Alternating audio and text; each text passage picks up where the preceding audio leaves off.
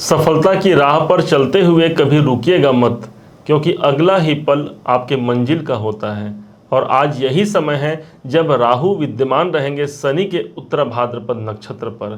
तारीख होगा 8 जुलाई सन 2024 से लेकर के 16 मार्च 2025 तक का।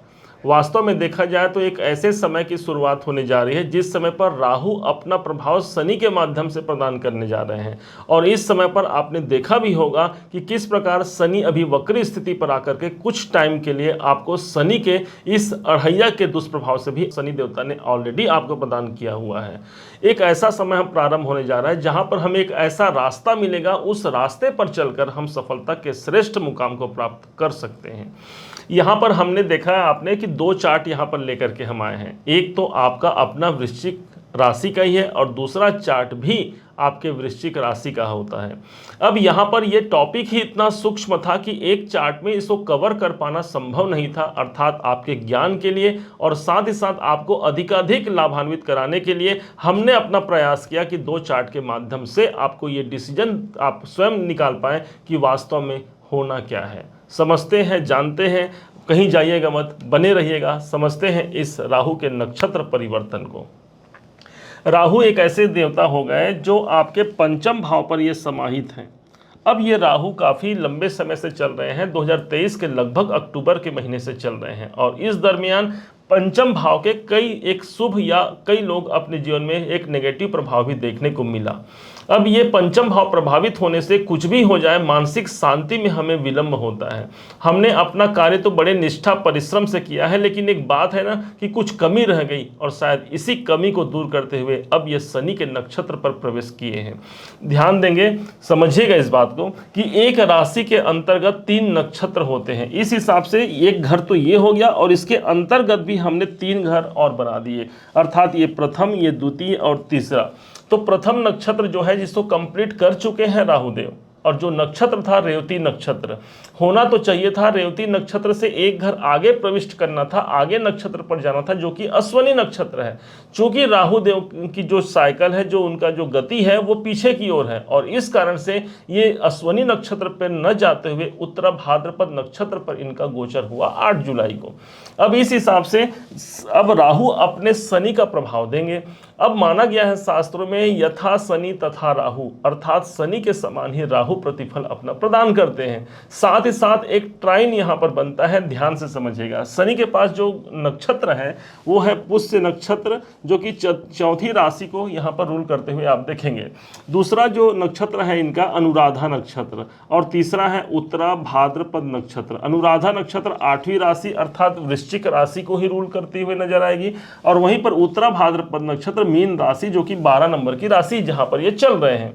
इस हिसाब से एक ट्राइन बनता है 4, 8, 12 का। यहां पर 12 नंबर पे बैठे हैं, 4 नंबर कहां है तो 4 नंबर हो गया ये नवम भाव से, और 8 नंबर कहां है तो आपकी अपनी राशि हो गई, तो ये हो गया लग्न से।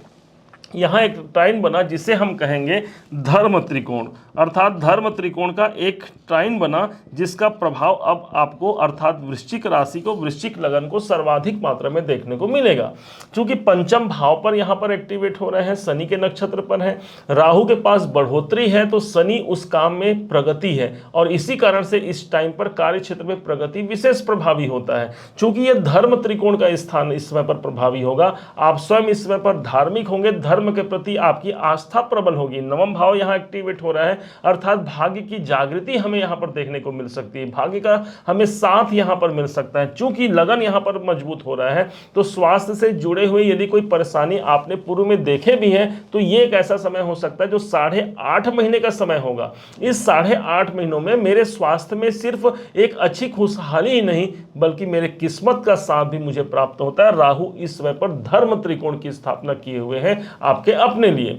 चूंकि पंचम भाव यहां पर प्रभावी हो रहा है तो ये एक्सपीरियंस ऐसा देगा, विशेष तौर पर यदि आपको राहु की दशा, अंतरदशा या प्रत्यांतर दशा से आप गुजर रहे हैं तो पंचम भाव आपके शेयर मार्केट में कोई बड़ी आपको लाभ दिला सकती है। या फिर इस दौरान, अभी ये रहेंगे लगभग 8.5 महीने तक, यदि इस दौरान राहु के प्रत्यांतर दशा से भी आप गुजरेंगे तो आप देखिएगा कुछ बड़े लाभ की आशंका यहां पर आपको संभावित होती है। क्योंकि पंचम भाव यहां प्रभावित होगा, संतान कोई प्राप्त करना चाहते हैं, अनुकूल समय। कोई शिक्षा में उन्नति प्राप्त करना चाहते हैं, एक अनुकूल समय रहेगा, क्योंकि यहाँ पर पंचम और नवम भाव दोनों एक्टिवेट हो गया, अर्थात शिक्षा में एक बड़ी प्रगति को यहाँ प्राप्त होते हुए आप देख सकते हैं। अब इनका संबंध इसी से जोड़ते हैं अगले हमारे चार्ट से।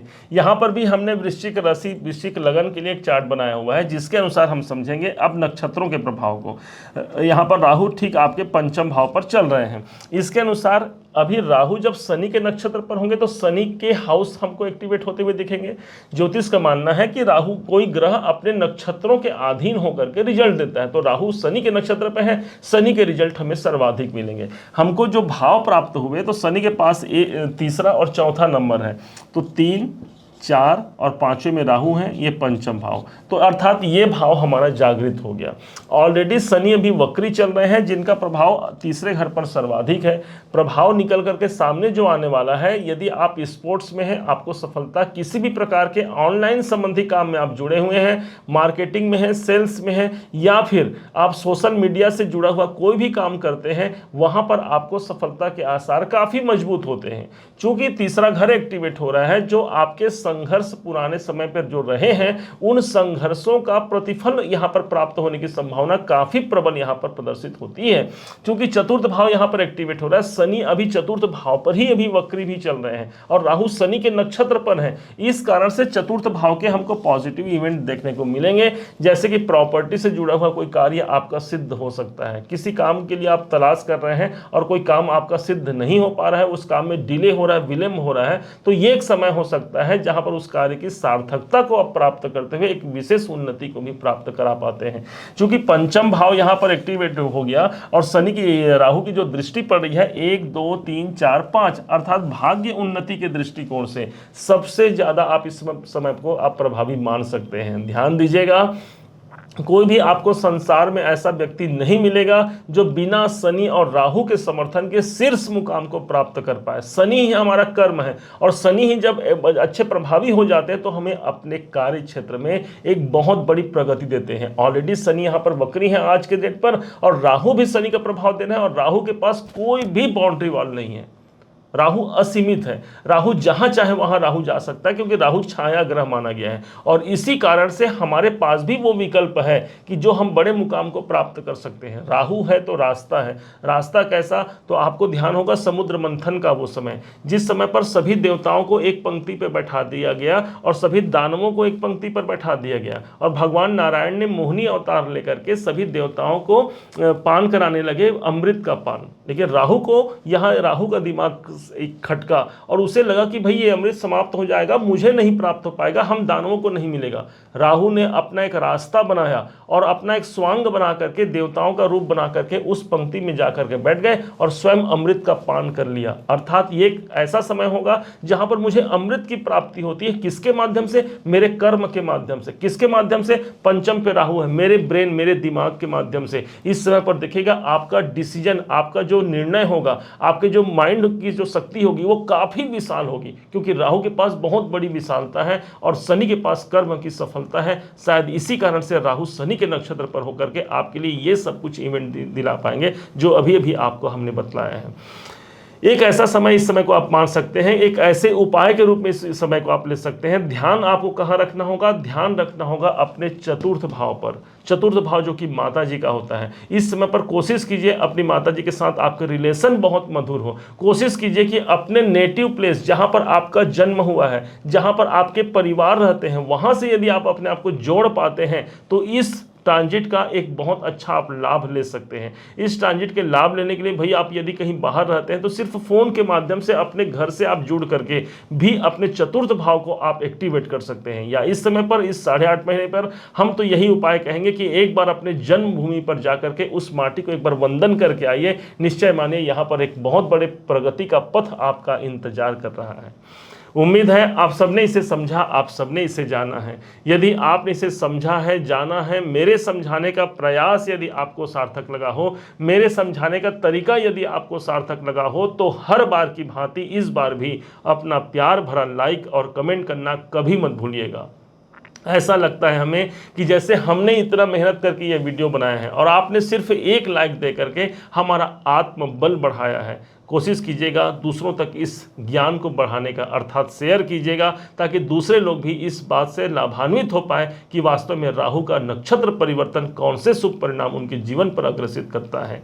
यदि अभी तक आपने चैनल को सब्सक्राइब नहीं किया है, सब्सक्राइब जरूर कीजिएगा। पुनः एक बार फिर आप सभी का दिवस बहुत मंगलमय हो, इन्हीं शुभकामनाओं के साथ। जय श्री राम।